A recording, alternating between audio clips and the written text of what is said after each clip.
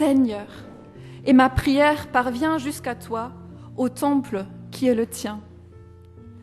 Seigneur, en ce premier jour de la semaine, ouvre nos cœurs à ta présence et donne-nous la grâce de demeurer en toi, à l'écoute de ta parole. Au nom du Père, du Fils et du Saint-Esprit. Amen. Bienvenue à tous et toutes à notre célébration du dimanche matin, cette heure que nous vivons ensemble semaine après semaine. Nous sommes aujourd'hui le 5e dimanche de Pâques, donc toujours dans cette saison entre Pâques et la Pentecôte. Toujours dans ce chemin d'intériorisation de la merveille de l'Évangile qui nous dit que Jésus est venu nous rejoindre, Dieu est venu nous rejoindre en la personne de Jésus. Jésus a donné sa vie pour nous et ainsi il est devenu notre frère, nous sommes devenus enfants de Dieu. Et nous voulons le chanter ensemble dans ce chant qui dit « Voyez de quel amour le Père nous a tous aimés ». Les enfants restent pour ce chant et ensuite ils pourront directement aller dans les clubs parce que c'est un dimanche pas comme les autres, un atelier danse avec Patty et une leçon de la Bible sur la danse également. C'est pour les enfants des clubs des Larches et des Dauphins. Donc les ados restent avec nous avant la prédication et on chante ensemble ce chant et directement les enfants peuvent rejoindre ce club. Je pense que ça va être un très très chouette programme et on vous souhaite déjà un bon moment. Levons-nous pour chanter.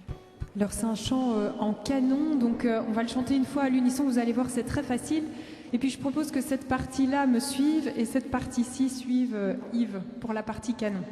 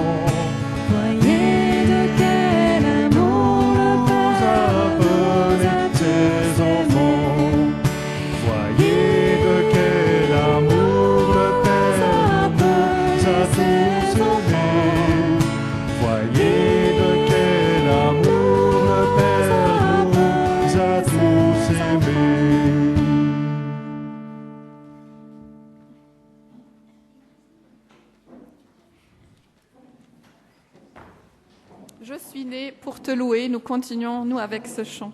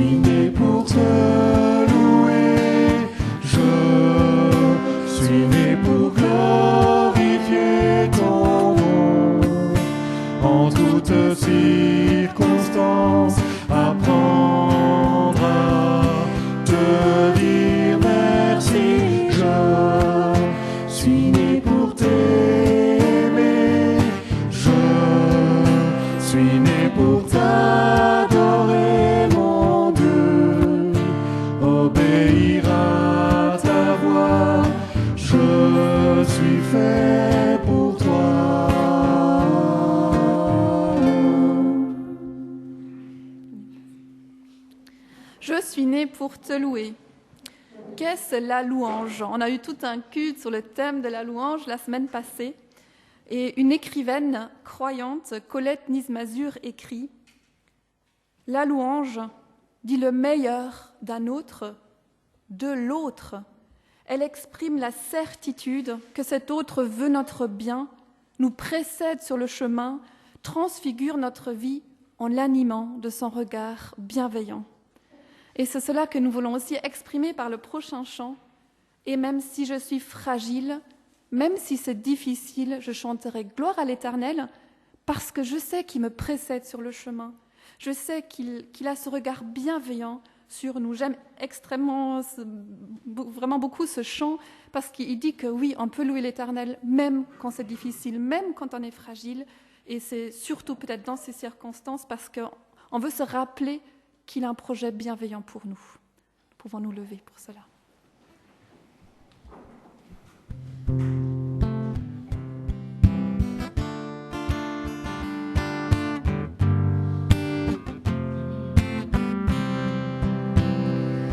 Je viens t'offrir, Seigneur, ce que j'ai de meilleur. Je viens t'offrir ma vie. Oui, à toi, Jésus-Christ. Et même si je suis fragile, et même si c'est difficile, je chanterai gloire à l'Éternel. Je chanterai louange à son nom. Je chanterai Dieu, mon essentiel. Je chanterai en l'honneur de son nom. Je viens te dire, Seigneur, que tu es mon bonheur. Non, rien ne peut détruire notre bel avenir. Et même si je suis fragile, et même si c'est difficile, je chanterai gloire à l'Éternel. Je chanterai louange à son nom. Je chanterai Dieu, mon essentiel. Je chanterai en l'honneur de son nom. Toute ma vie, je redirai que tu as donné ta vie. Toute ma vie, je redirai que tu as payé le prix. Toute ma vie, je redirai que je ne vis que pour lui. Je chanterai gloire à l'Éternel. Je chanterai louange à son nom. Je chanterai Dieu, mon essentiel. Je chanterai en l'honneur de son nom, de son nom. Prenez place. Nous allons écouter le psaume 145 dans une traduction un peu différente de la Bible des écrivains qui a rendu ce psaume aussi très poétique en français. Ça peut un peu nous dérouter, mais c'est un peu le but pour que nos oreilles l'entendent d'une manière différente. Psalmodie de David. Je t'élève, mon Dieu, mon roi. Je bénis ton nom, à jamais, pour toujours. Chaque jour. Je te bénis et loue ton nom, à jamais et pour toujours. Grand. C'est le Seigneur. Sa grandeur, on ne peut la chercher. Tes actions. On les loue de génération en génération. On raconte tes exploits. Je raconterai, l'histoire de tes merveilles, la hauteur et l'éclat de ta majesté. on parlera, De ta puissance redoutable, je raconterai comme tu es grand. des souvenirs, De ton immense amour, ils les feront jaillir. Oh, ils crient de joie ta justice. compassion, Plein de pitié, voilà le Seigneur, lent à la colère et grand dans l'amour. pour tout. Le Seigneur est bon. Oh, sa compassion dans ses actions. Merci Seigneur. Te disent toutes tes actions. Ceux qui t'aiment te bénissent. Ils diront, L'éclat de ton royaume, ils parleront de tes exploits. tes exploits, Ils les font connaître aux hommes, et l'éclat de la hauteur de ton royaume. éternel, Le royaume, ton royaume, ta domination de génération en génération. le Seigneur, Celui qui soutient ceux qui tombent et redresse les courbés. les yeux de tous, Tournés vers toi, ils attendent. Toi, tu leur donnes à manger au bon moment. ouvre, Ta main, ô comble de plaisir ce qui est vivant. juste, Le Seigneur en tous ses trajets, amour dans toutes ses actions. ô si proche, Le Seigneur de tous ceux qui t'appellent. plaisir, Il le donne à ceux qui reconnaissent son autorité. Il écoute leurs cris et les sauve. par le Seigneur, Sont gardés tous ceux qui t'aiment. Il extermine tous les criminels. la psalmodie, Ma bouche dira celle du Seigneur. Ô toute chair bénira son nom saint pour toujours et toujours. comme une prière pour nous préparer au message que nous allons entendre tout de suite après, nous chantant « Que ma vie te glorifie ». Oui, notre Dieu, que ta parole travaille dans nos vies. Nous pouvons rester assis pour ce chant.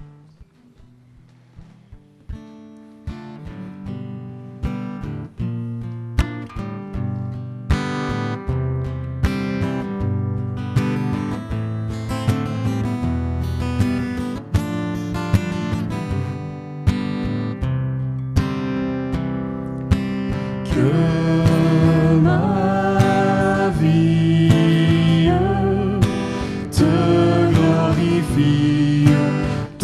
glorifie, que ma vie te glorifie, Seigneur. Le Seigneur est proche de tous ceux qui l'appellent, avec sincérité.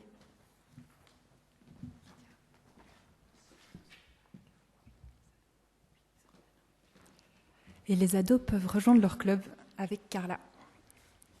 Bonjour à chacun et chacune. Petite information insolite.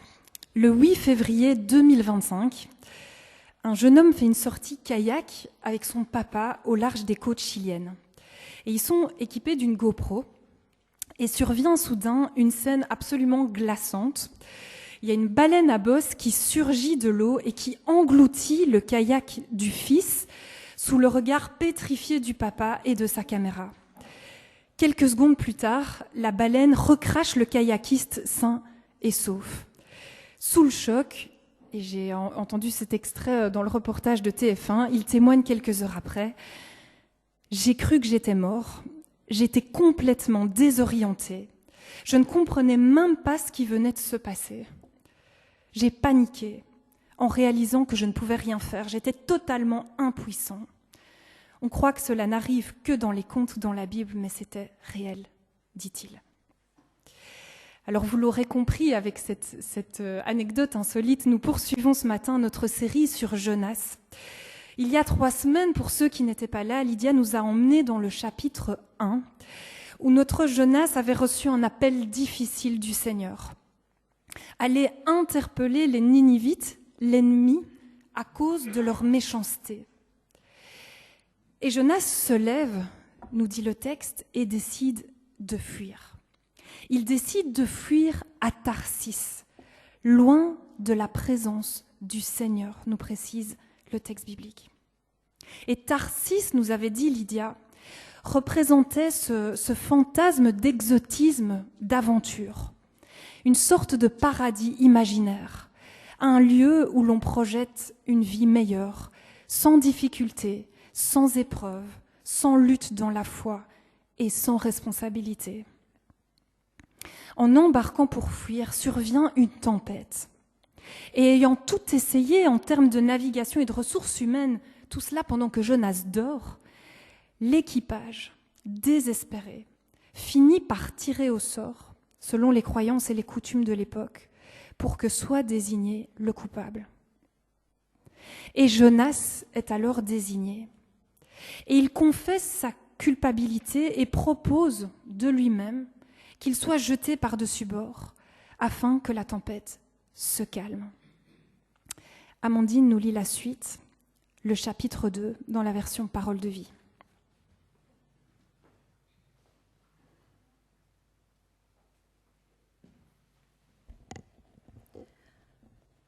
Le Seigneur envoie un grand poisson pour avaler Jonas. Jonas reste dans le ventre du poisson 3 jours et 3 nuits. Dans le ventre du poisson, il prie le Seigneur, son Dieu. Il dit : « Je suis très malheureux. Alors je crie vers toi, Seigneur, et tu me réponds. De la profondeur de la mort, j'appelle au secours et tu entends ma voix. Tu m'as jeté dans un trou profond au cœur de la mer, et l'eau m'entoure. Toutes tes vagues et toute ton eau tombent sur moi. Et moi, je dis : tu m'as chassé loin de tes yeux. Pourtant, je veux revoir ton temple saint. L'eau m'arrive jusqu'au cou. La mer m'entoure. Des herbes s'enroulent autour de ma tête. Je suis descendue jusqu'au pied des montagnes. Je suis dans le monde des morts, et les portes sont fermées à clé derrière moi pour toujours. Mais toi, Seigneur mon Dieu, tu me fais remonter vivant de ce trou. Seigneur mon Dieu, je vais bientôt mourir.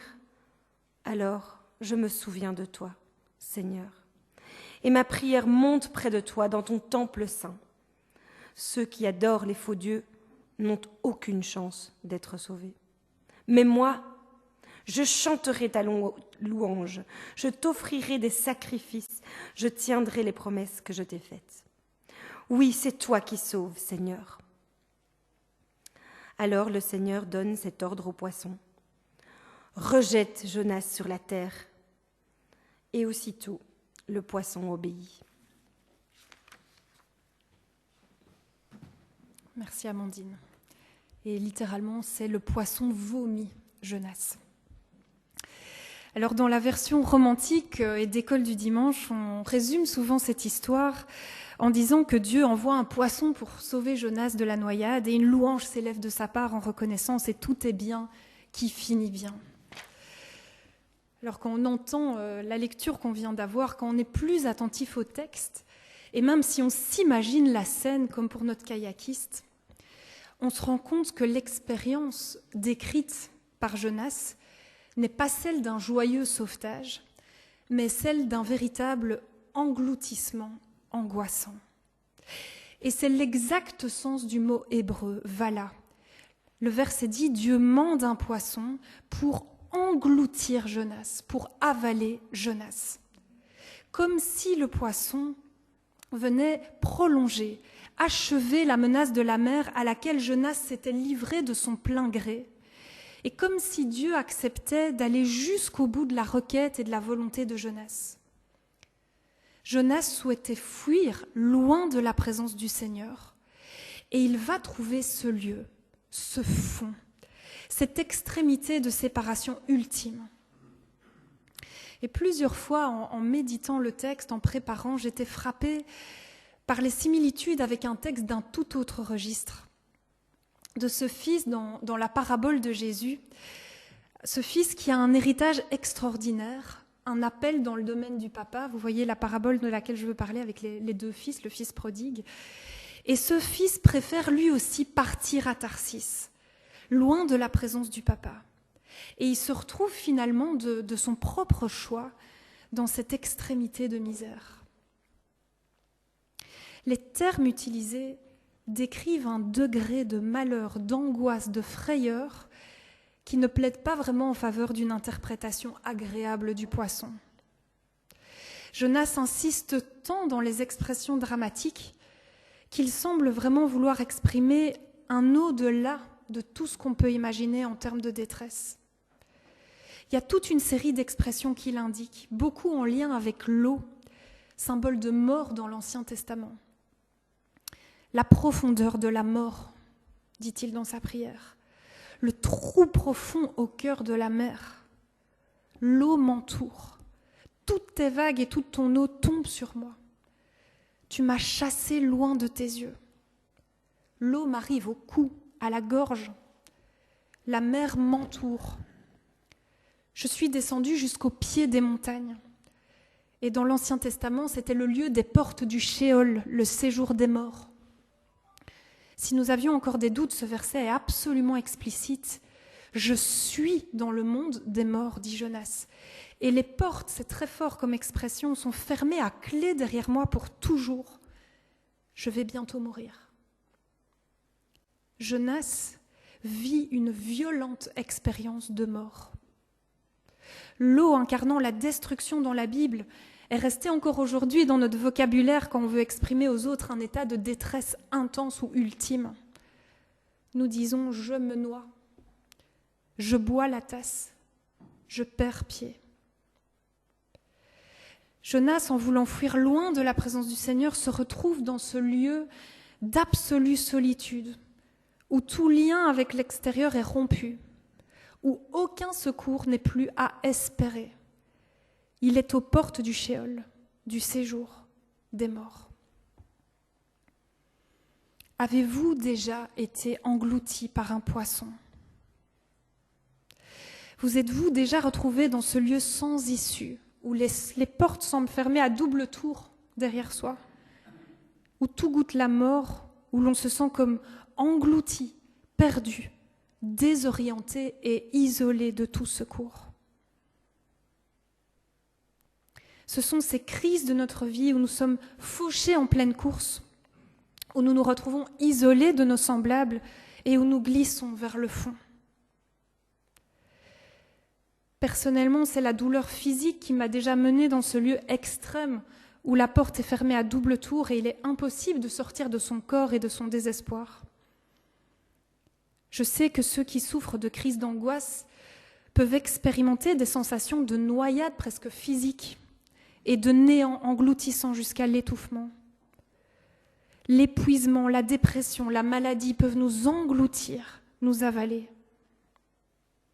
Mais également, et c'est plutôt l'interprétation à retenir dans le cadre de notre texte, nous pouvons nous retrouver engloutis par des situations dont nous sommes peut-être un peu plus responsables, acteurs, en raison de nos fuites loin de Dieu, nos fugues vers Tarsis, certaines tentations qui, en nous coupant de la source de l'amour avec un grand A, peuvent nous emporter très brutalement aux portes du Sheol, dans des pays de mort, où on a l'impression de ne plus pouvoir sortir de là. Nora me racontait justement cette semaine qu'une scène d'un de ses romans, inspiré un peu de la mythologie grecque, qui l'avait marqué. Des personnages ont une mission absolument essentielle et ils arrivent à un certain moment dans un casino. C'est inspiré, je pense, de l'Odyssée d'Homère. Et c'est un lieu de nourriture et de plaisir à l'excès. Et ceux qui sont là ne parviennent plus à en sortir parce qu'ils reçoivent des biscuits qui leur donnent envie de rester. Et ça leur donne l'illusion qu'ils sont bien dans cet endroit et ça les rend totalement passifs. Et ils sont en fait prisonniers à leur insu. Ils se retrouvent enlisés, engloutis dans un lieu qui est en fait un lieu de mort et il n'y a plus d'issue à moins d'une intervention extérieure. Et ça me faisait penser à notre texte. Je me disais, ça ressemble tellement à nos Tarsis. Ce texte de Jonas nous met en garde, nous rappelle que la mort incarnée par cette mer et ce poisson n'est pas juste le terme de nos existences, mais c'est une puissance de destruction active à laquelle chaque vie, et nous le savons bien, est ou sera confrontée en face à face. Comme dit Jacques Ellul, la mort s'adresse à chacun d'entre nous personnellement. Il y a une force d'anéantissement qui œuvre à ronger la création précieuse de Dieu en raison de la présence du mal dans le cœur de l'homme et dans le monde. Alors face à ce constat qui paraît fataliste et sombre, ce texte est pourtant une source d'espérance puissante. Et je voudrais en donner 3 aspects qui découlent de l'enseignement de ce récit. La première chose qui est assez inimaginable, c'est que c'est dans ce lieu même de mort, le dernier lieu où on pourrait l'envisager, que Jonas expérimente une conversion. Il a une prise de conscience claire. Il dit dans sa prière, « Ceux qui adorent les faux dieux n'ont aucune chance d'être sauvés.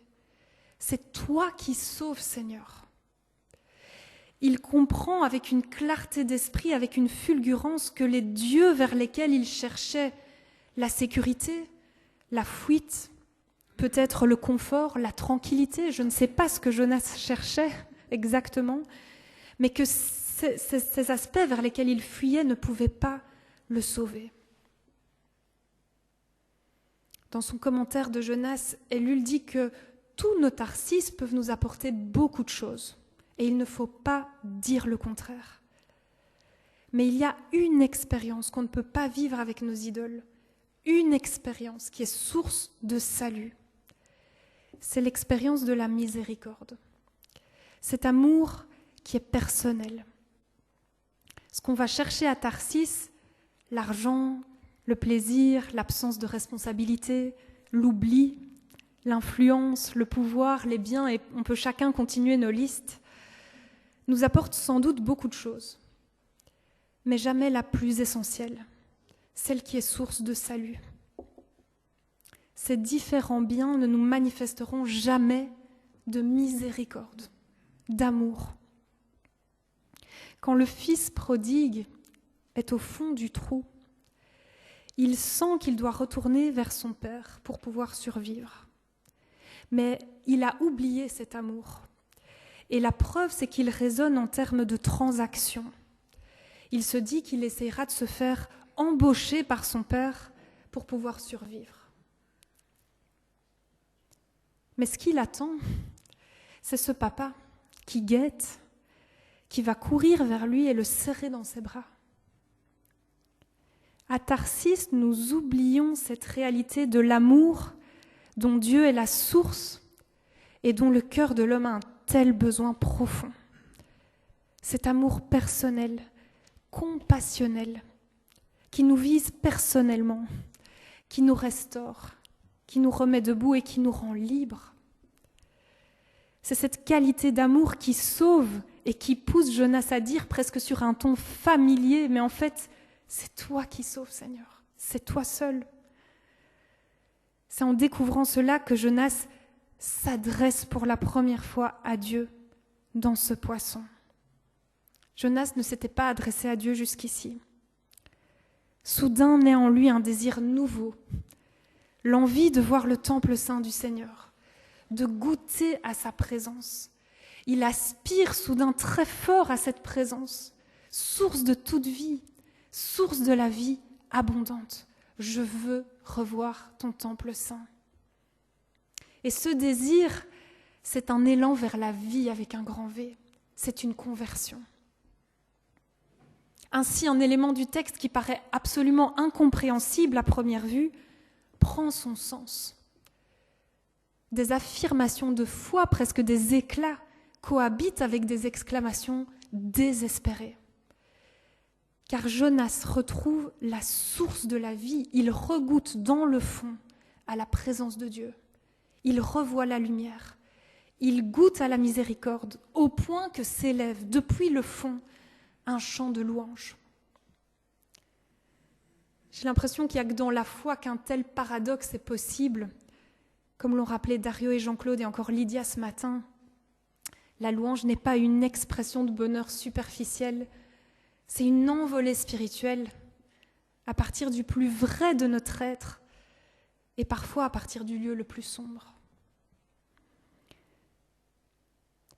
La deuxième source d'espérance, c'est que dans l'impression d'isolement complet que nous procure le ventre du poisson, il y a quelque chose d'absolument inattendu qui parvient à franchir la barrière infranchissable de ce lieu de mort où plus rien ne rentre et plus rien ne sort, où personne ne peut le secourir.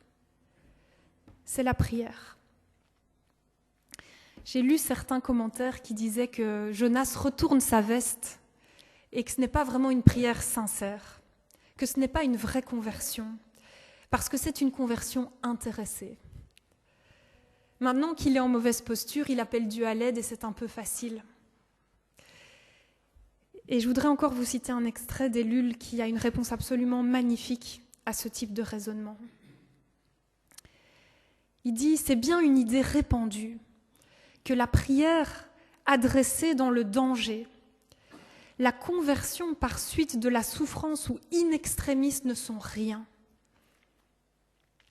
Une fois de plus, l'homme est beaucoup plus intransigeant, beaucoup plus rigoureux dans ses jugements que Dieu. Rien ne nous permet de mépriser cette conversion in extremis de Jonas. Au contraire, Dieu la prend au sérieux.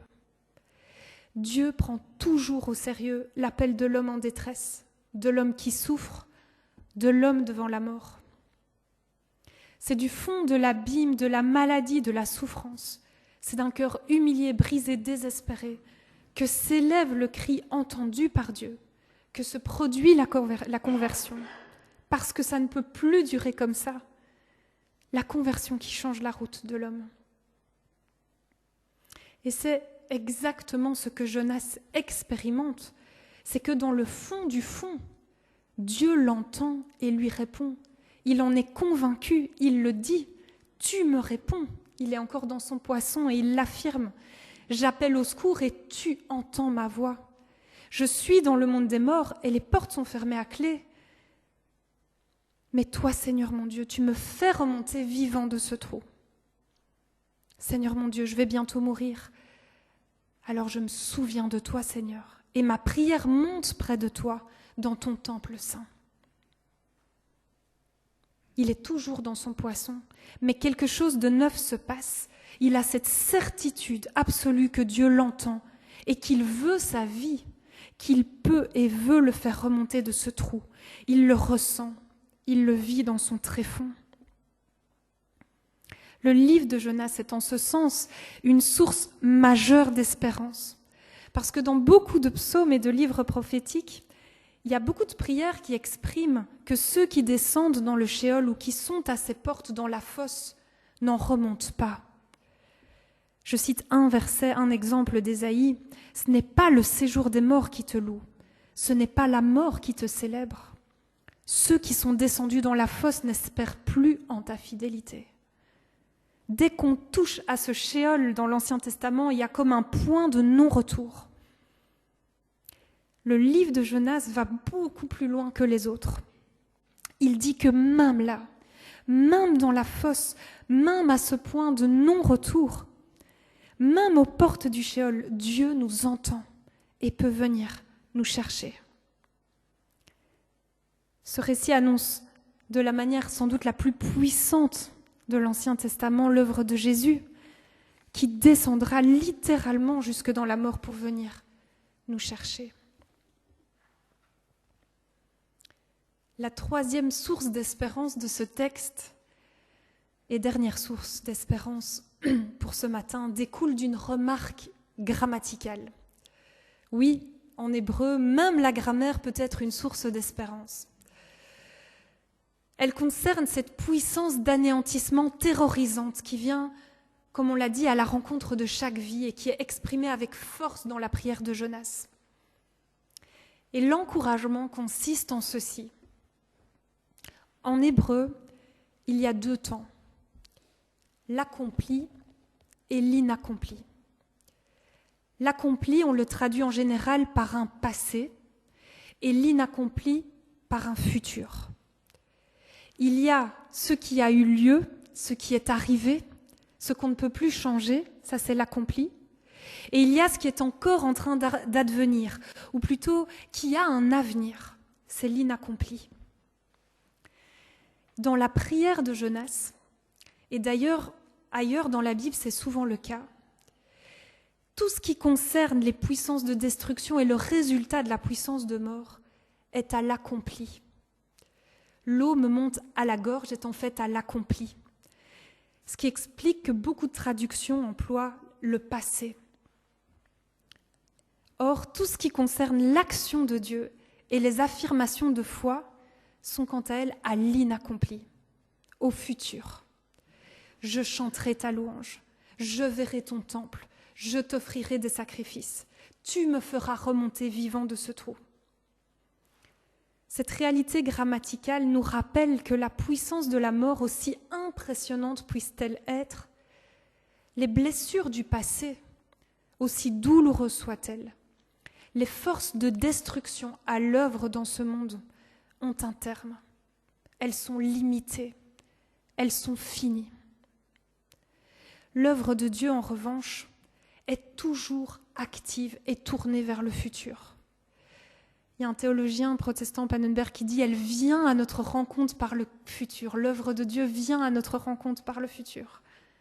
En permanence, à chaque instant, Dieu crée partout, tout le temps, des œuvres de miséricorde. Tout ce qui touche notre foi nous tourne vers l'avenir. Car en Dieu, il y a toujours de l'espérance. Il y a toujours un avenir à espérer. La destruction est de l'ordre du passé, l'œuvre du Seigneur est de l'ordre du futur. Les forces de destruction et Dieu n'agissent pas sur le même pied. Ces forces ont un terme. Dieu est au-delà. Et la plus belle démonstration dans ce récit, c'est que même le poisson lui est soumis. Quand il lui ordonne, il recrache Jonas. Pour conclure, s'il m'arrive de fuir à Tarsis, de fuir l'appel de ma vie ou de fuir mes responsabilités, de fuir une mission peut-être que le Seigneur m'a confiée, et que je me retrouve engloutie par un poisson, rappelons-nous que la miséricorde de Dieu descend jusqu'aux points les plus extrêmes. Sa grâce peut transformer un lieu de mort, un lieu sans issue, en lieu de retour à la vie. Sa grâce peut transformer un tombeau en un lieu de prière où il nous entend et nous répond. Et enfin, aucun lieu de mort n'aura le dernier mot. Dieu peut ordonner à tout poisson de nous recracher sur la rive, de nous faire remonter vivants de ce trou. Oui, c'est toi qui sauves, Seigneur. Amen.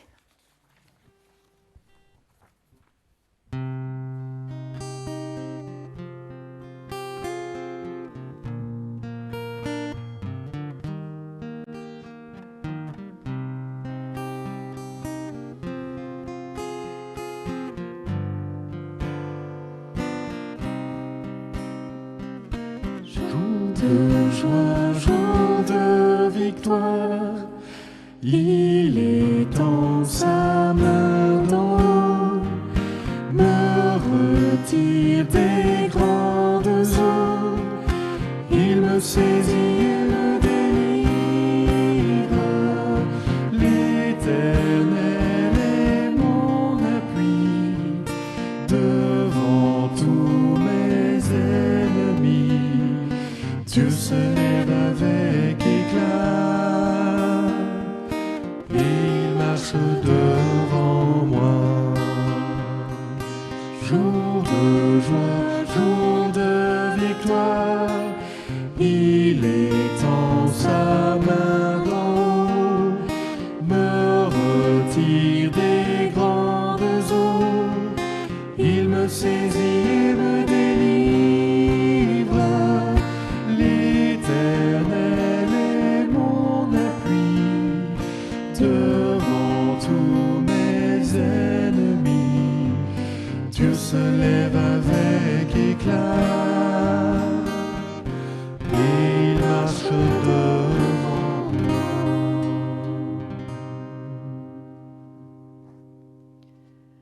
Jonas 2, le verset 7. « Je suis descendu jusqu'aux ancrages des montagnes, les verrous de la terre m'enfermaient pour toujours. Mais tu m'as fait remonter vivant de la fosse, Seigneur mon Dieu. » Dans sa prédication, Audrey nous disait cette belle et profonde phrase que je vais relire maintenant. Le livre de Jonas dit que même là, même dans la fosse, même à ce point de non-retour, même aux portes du Sheol, Dieu peut venir nous chercher. Ce récit annonce de la manière sans doute la plus puissante de l'Ancien Testament l'œuvre de Jésus qui descendra littéralement jusque dans la mort pour venir nous chercher. C'est sur cette descente jusque dans la mort que nous allons méditer maintenant en prenant ce repas du Seigneur qui a été préparé pour nous. Nous nous souvenons peut-être que dans le chapitre 1, Jonas a déjà vécu une quadruple descente. Il est descendu au port de Jaffa, descendu dans le bateau, descendu dans la cale du bateau et descendu jusque dans la mer. Et maintenant, c'est l'ultime descente dans le poisson. Et le Christ descendra encore plus bas. Il a rejoint le séjour des morts, réellement. Il en est remonté pour nous faire remonter avec lui. Prions.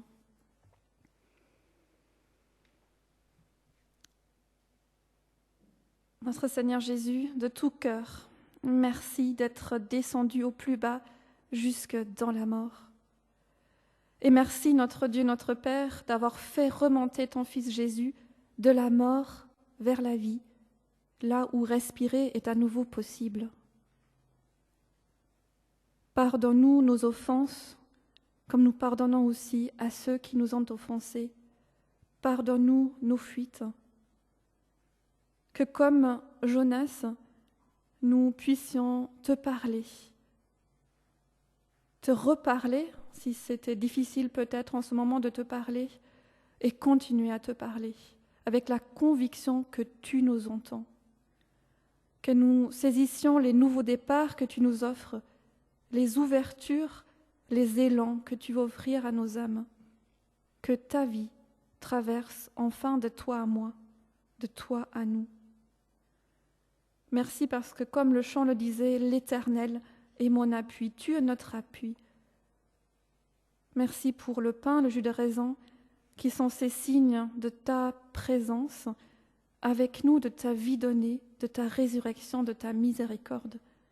Signes que nous pouvons voir, toucher, goûter chaque dimanche. Quelle grâce, Seigneur, que ton esprit affermisse ces vérités dans nos cœurs. À toi la gloire pour les siècles des siècles. Amen. Le pain que nous rompons est la communion au corps du Christ.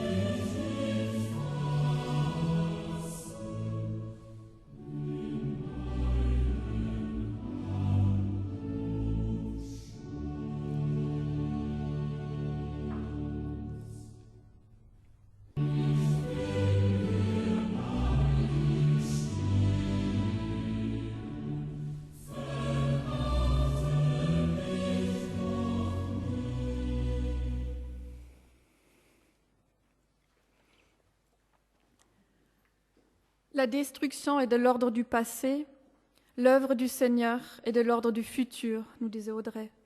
Les forces de destruction et Dieu n'agissent pas sur le même pied. les forces ont un terme, Dieu est au-delà.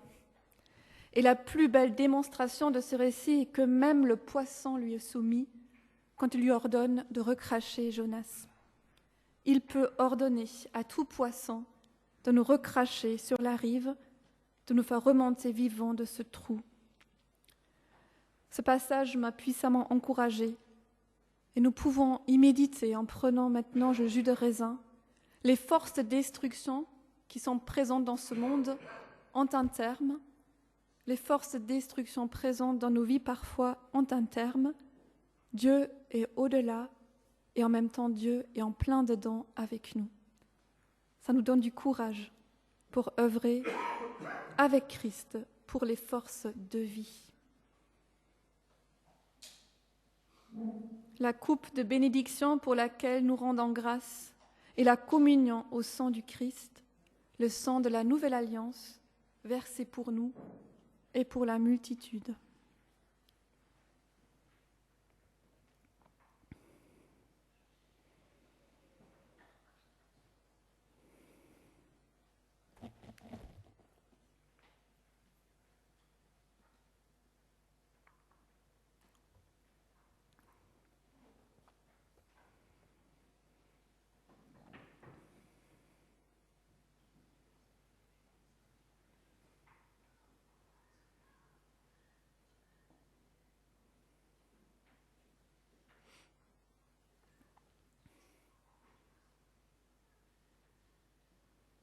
Et Amandine va nous guider dans une prière d'intercession.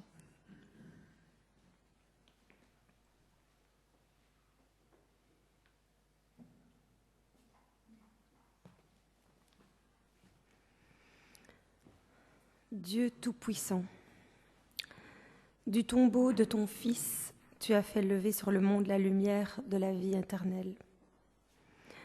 Fais-nous la grâce de demeurer toujours dans la communion de ton Fils. Que sa présence nous maintienne dans la paix et dans la joie. Ensemble, nous prions pour les chrétiens du monde entier, afin que la joie de Pâques se communique par eux à tous les hommes, toutes les femmes, tous les enfants. Nous prions pour les gouvernements des nations, afin que l'Esprit du Christ les éclaire pour le bien de leur peuple. Nous prions pour ceux qui cherchent le sens de leur vie, afin que Dieu leur montre le chemin de la foi. Nous prions pour ceux qui s'opposent à l'Évangile, afin que le Christ ouvre leurs yeux et touche leur cœur. Fais-nous toujours la grâce d'aimer ce que tu commandes et de désirer ce que tu promets, afin que dans les difficultés de la vie, nos cœurs restent attachés à toi. Par Jésus-Christ, notre Seigneur. Amen.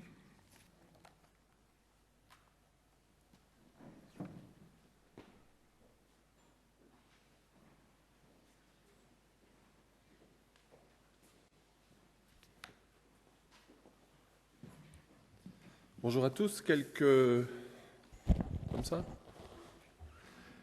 annonces, elles seront courtes aujourd'hui. Jeudi, nous aurons notre temps de prière par Zoom de 19h30 à 20h. Venez nombreux, connectez-vous nombreux. Alors aujourd'hui, sortie Stockelfen. Normalement, vous êtes inscrits, tous ceux qui sont intéressés. Promenade et goûter au parc Josaphat.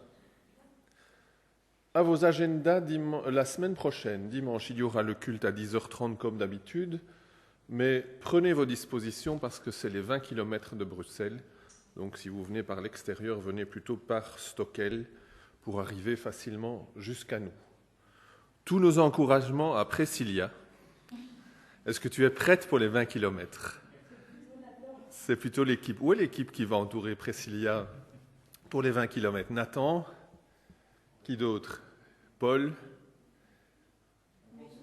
Benoît, il fait...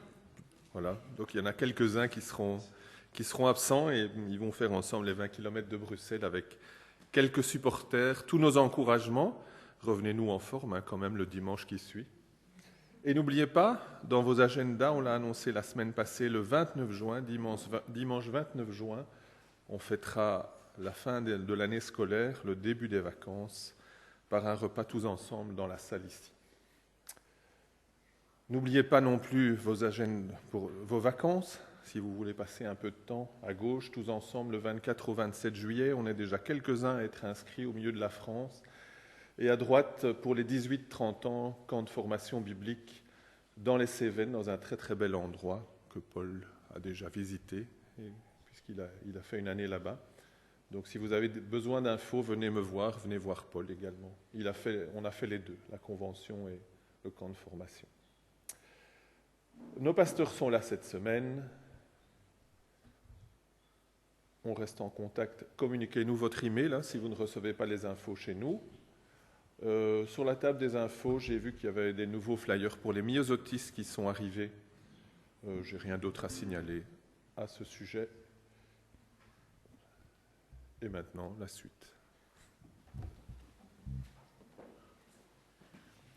J'ai oublié que pour les myosotistes, il y a une journée ce samedi animée par Léo sur l'ascension. Donc si vous êtes intéressé pour comprendre pourquoi est-ce qu'on a congé ce jeudi d'ascension, qu'est-ce que ça implique théologiquement pour nos vies, vous pouvez encore vous inscrire pour la journée de samedi. Et pour le 29 juin, Pierre a annoncé la GAP, mais ce sera aussi un culte avec les cadets. Donc si vous avez des enfants qui viennent au camp cadet, notez déjà la date parce que les responsables vont venir, on va vraiment vivre un temps de réjouissance ensemble. La prière, le psaume de Jonas, a été une offrande, l'ouverture de son être à Dieu dans une situation où il était dans un danger extrême. Toute notre vie, en danger ou pas, peut être une offrande à Dieu, une disponibilité à sa présence, à son action dans nos vies. Pendant ce chant qui va clôturer notre culte, nous aurons l'occasion, si nous le souhaitons, de donner notre offrande comme un petit geste qui exprime que toute notre vie appartient à Dieu. Nous pouvons nous lever pour ce dernier chant.